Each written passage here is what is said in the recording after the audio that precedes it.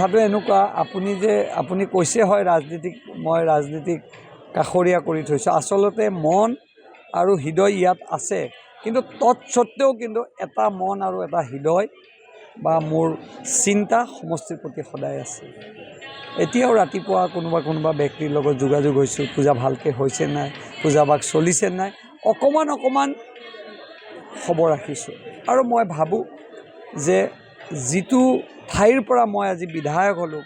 সেই ব্যক্তিসকল মোৰ কাৰণে ভগৱানৰ স্বৰূপ আৰু আগবাঢ়িছোঁ এনেকৈ বাকীখিনি ৰাইজৰ আশা ভৰসা কিমান দূৰ কৰিব পাৰিছোঁ নাজানো কিন্তু সকলোতকৈ ডাঙৰ কথা ৰাজনীতিৰ ঊৰ্ধত থাকি এই পূজাভাগ আমি